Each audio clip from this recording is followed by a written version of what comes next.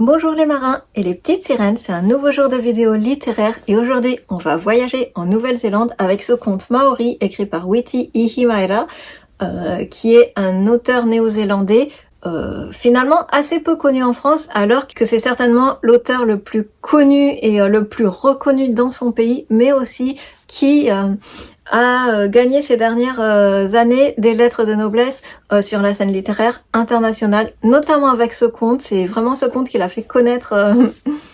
au-delà de son pays, qui lui a fait franchir les frontières de son pays. Et bien évidemment, ce conte va nous plonger au cœur de la culture maori ancestrale.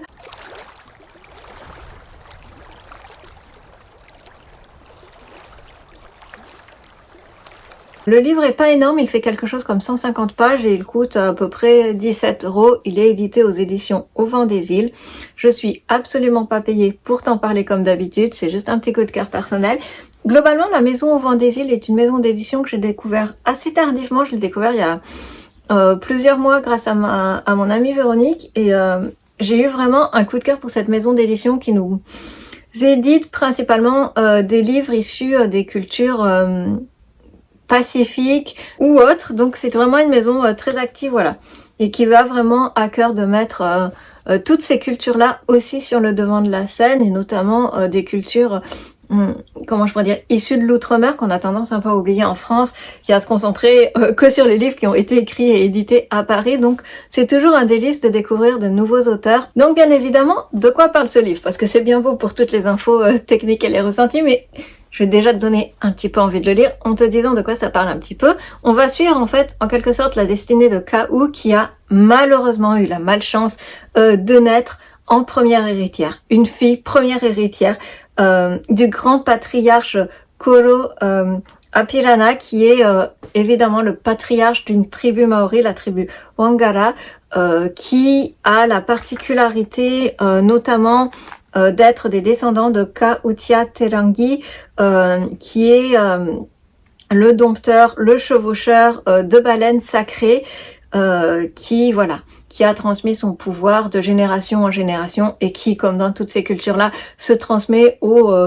à l'aîné, au premier héritier mâle de la tribu. Et là, pas de chance à cette génération, c'est la petite Kau qui va naître et qui va finalement faire basculer le monde parce que qu'est-ce qu'on fait? Est-ce que c'est une femme sacrilège qui va hériter de ce pouvoir ou est-ce qu'il va falloir trouver un nouvel héritier et entre guillemets donner le pouvoir à une autre lignée qu'à cette lignée-ci? Donc évidemment le grand-père ne va avoir de cesse que de trouver n'importe où, de chercher de fond en comble dans l'île, dans sa tribu, un garçon qui serait intéressé et capable, qui aurait assez de pouvoir et de faculté pour prendre la succession, ce qui va être plus ou moins peine perdue. Et on va suivre cette petite Kau qui, dès son plus jeune âge, va avoir un attrait irrésistible pour la mer, pour la culture maori, pour la langue maori, pour les traditions de sa culture, d'une façon irrépressible. Et malgré les maltraitances, les rabrouements de son grand-père, qui ne veut absolument pas en entendre parler, qui presque ne la supporte pas, parce qu'elle lui rappelle à quel point, entre guillemets, elle est un échec dans le déroulement des choses et dans l'héritage du pouvoir. Donc évidemment, je vais pas t'en dire beaucoup plus, je te pose les bases du récit, mais après je te laisse la joie de découvrir et le délice de découvrir comment tout cela se passe. Ce qui est intéressant, c'est qu'on va suivre le récit, en fait, ni par la voix du grand-père, ni par la voix de Kau, mais par la voix et par les yeux de son oncle, Rawiri, qui va se lier d'un attachement profond pour sa petite nièce et c'est lui en fait qui nous raconte, qui est le témoin de cette histoire, qui nous raconte comment celle-ci va venir bousculer les codes de la tribu. On a aussi le personnage de la grand-mère Nanny Flower qui est pleine d'humour, qui est vraiment qui égaye le roman, le conte là où ça pourrait parfois être dur, être lourd. Elle vient apporter une vraie touche de légèreté. On se rend compte que finalement elle a derrière les apparences de femme de la tribu qui n'a aucun pouvoir, elle a finalement bien plus de pouvoir que ce qu'elle laisse penser aux autres personnes de la tribu. Donc c'est vraiment un délice à lire. Tu l'auras compris, bien évidemment, on est dans un style littéraire entre le conte, entre la légende fantastique, le conte de la culture, évidemment, comme je te disais, Maury, et évidemment le roman initiatique, la quête du héros qui va devoir finalement surmonter les épreuves pour accomplir sa destinée. On est vraiment à la croisée de ces trois styles littéraires-là. Évidemment, tout le conte est empreint de culture maori, c'est ce qui en fait là aussi sa force. Ce qui est intéressant dans la construction du livre, c'est que du coup, on a des avant-chapitres, si je puis dire, qui vont se placer du point de vue des baleines sacrées, qui vont nous raconter l'histoire du point de vue de la baleine sacrée, qui symbolise un peu la légende, qui va nous présenter ce texte et le pourquoi des agissements finalement des personnages, en se basant aussi du point de vue de la légende, en nous situant toute cette légende autour des baleines sacrées. Et évidemment, les autres chapitres du livre vont à chaque fois se concentrer sur les personnages, sur leur déroulement et leur évolution. Donc ce parallèle entre les deux finalement protagonistes qui vont finir ou pas par se rejoindre est très intéressant. Ça permet au récit d'avancer sur différents plans et nous de nous immerger plus profondément, de nous apporter aussi plus facilement la culture maori, là où si on avait lu le texte qu'en se plaçant du point de vue des personnages, comme c'est une culture à laquelle on est peu habitué, on aurait peut-être moins bien compris toutes les subtilités culturelles dont il est question. Et du coup, je trouve que ces avant-chapitres, se basant souvent du point de vue de la légende, nous permet justement de mieux comprendre cette culture maori. Donc c'est très intéressant. Ce qui est évidemment très intéressant dans le livre, et moi que j'ai beaucoup aimé, c'est que là où ça pourrait être un livre férocement écologique, d'un féminisme radical, puisque c'est un peu de cela qu'il est question aussi finalement, on est vraiment sur quelque chose qui nous invite toujours à la tempérance et plus à trouver un juste milieu, c'est-à-dire qu'on est à l'époque où la culture maori est en déclin face à la culture occidentale qui imprègne de plus en plus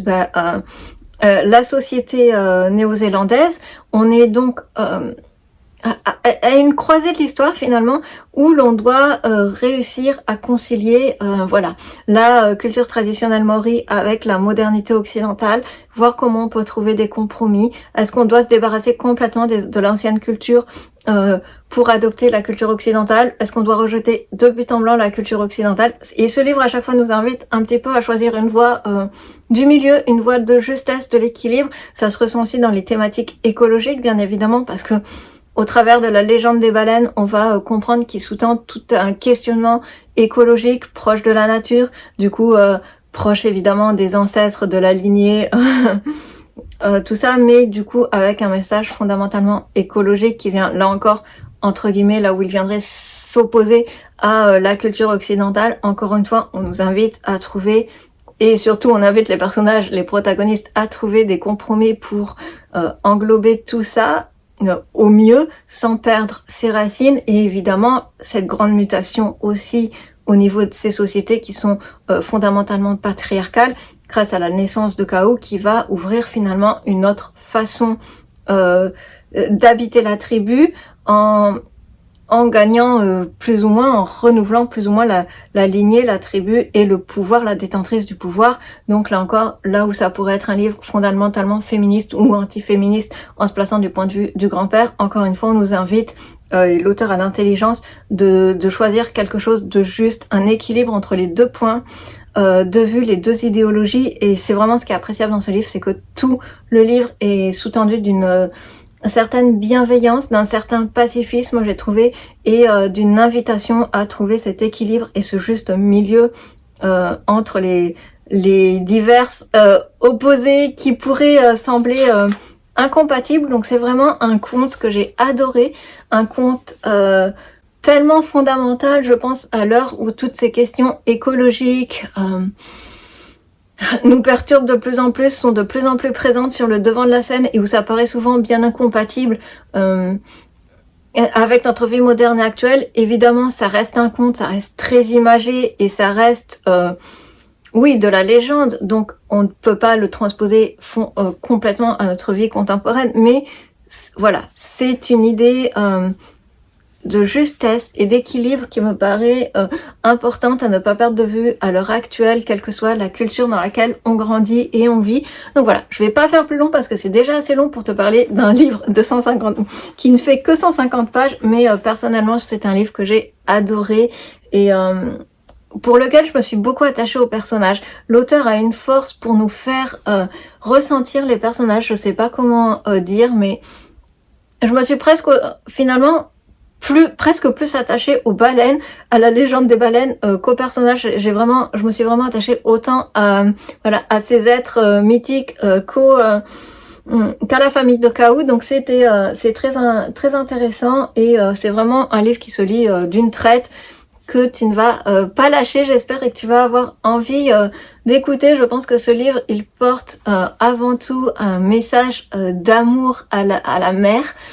et à son peuple, un message qui nous invite aussi à protéger cette immensité d'eau qui est presque sacrée par toute la vie qu'elle porte en elle et qu'on ne peut pas remplacer si on la perd. Donc je vais pas faire plus long pour les grands discours écologiques ou autre. Tu auras compris finalement le sens certainement de cette lecture, mais justement là où on est très loin d'un traité d'écologie pur et dur qui nous assomme, on est loin d'un rapport GIEC, on est juste dans une fable, dans un conte, et ça fait du bien des fois de se laisser porter juste par un conte qui a juste de belles valeurs et qui porte aussi profondément ancré dans chacun de ses mots cet amour de la mer, infini. Je fais pas plus long, je te dis à bientôt pour de nouvelles vidéos. J'espère que tu auras envie de le lire. Dis-moi en commentaire si tu l'as lu, si tu l'as aimé, si tu as lu d'autres livres de cet auteur, de Witi Ihimaera, ou si tu as lu d'autres livres des éditions Au Vent des Îles. N'hésite pas à me dire lesquels tu as particulièrement adoré, ou tout simplement si tu aimes toi aussi les cultures, océanes, si je puis dire, les cultures bercées par l'océan, les cultures insulaires. Voilà. Je te dis à très bientôt. Moi, c'est vraiment quelque chose que j'adore. J'adore découvrir de nouvelles cultures qui sont très en lien avec la mer, de voir quel est le rapport que ces cultures-là entretiennent avec la mer. C'est toujours très intéressant de notre point de vue de France hexagonale, si je puis dire. Je te dis à bientôt pour de nouvelles vidéos et bonne lecture. À bientôt.